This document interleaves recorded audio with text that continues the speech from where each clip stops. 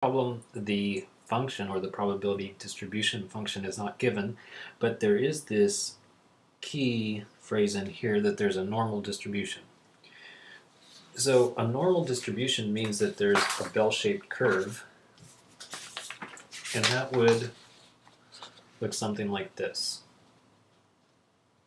And then the key with the bell-shaped curve is that the mean, which we use the Greek letter mu, the mean would be in the middle.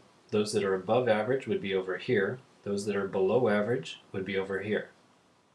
And then, to get this beautiful bell-shaped curve, we use the following function. So it's given by 1 over, you need the standard deviation, which in this case is going to be 15, the square root of 2 pi, and then in here goes the mean, which in this case is a 75, and again the standard deviation of 15 is going to go right here. So we've got this function then. For this situation, we would have the function is going to be, so 1 over the standard deviation, that's going to be 1 over 15 the square root of 2 pi. And then we have the e function, and it's going to be minus x minus the mean, which is 75. That's squared. And then divide that by 2 standard deviations squared. So to simplify, that's going to be a 15 squared, and then times a 2. So that's the number 450. So this needs to be divided by 450. Now, find the probability that somebody would score at least 90 on an exam if that's the mean and this is the standard deviation. So one way to visualize it is this will make a beautiful bell-shaped curve like this. The average of 75 would go right here in the middle. And then to get an A, you would need a 90. So you'd say, okay, here's x equals 90 is the cutoff for getting an A. Then what's the chances that I would be over here in the red getting at least a 90? So then we would need to integrate,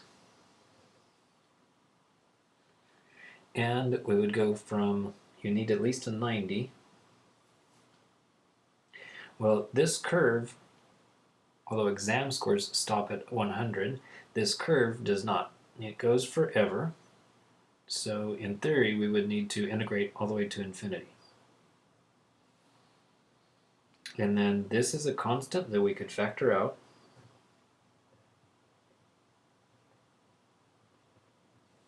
And this is what we need to integrate. E to the negative x minus 75 squared over 450. And as I've mentioned before, e to the x squared, that function does not have an antiderivative, so we need to use some type of estimate. Since the directions didn't say what type of estimate to use, I'm going to use the easiest one possible.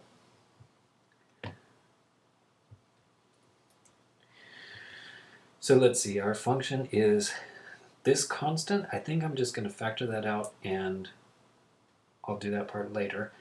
This is the function that I need to integrate, so e to the negative parentheses x minus 75, that is squared, and then divide it by 450. And then parentheses to say all of that is the exponent.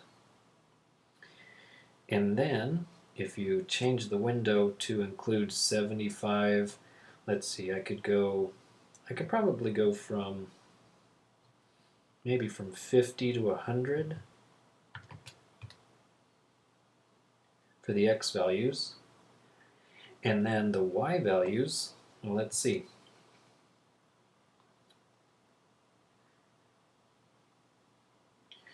So notice that technically exams don't go past 100%, but this bell-shaped curve goes forever. So in the middle is the 75, and now we would need to calculate the integral from 90.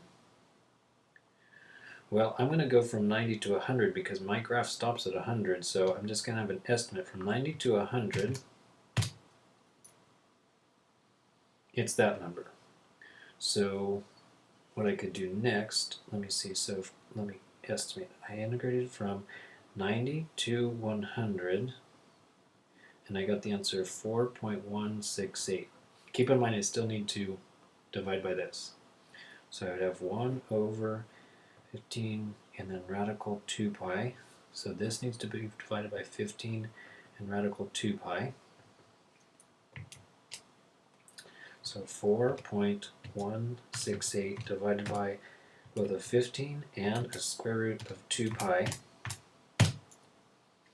So in other words, if I go from 90 to 100, the estimate is 11.1%. So just over 10% of the class would be getting 90. Now really what I should do is integrate farther, so let me have this window go out to say 1,000 instead. And then integrate. So notice out here the function is really, really small, so small the calculator thinks it's 0. But technically we are supposed to add all that stuff up. So let's say integrate from 90 to 1,000.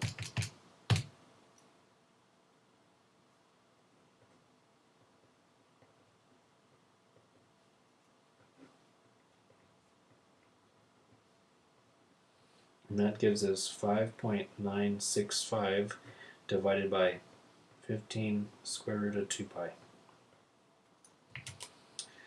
So if you have the integral go from 9 to 1,000, then it's 5.965 divided by that.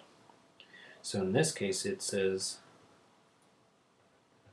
or it would be 15.9% that would be getting an A. I think the more realistic situation is what we do with real life, have exams go from 90 to 100. Although technically this problem just said at least 90, so in theory you're supposed to go out to infinity, but this is much more realistic.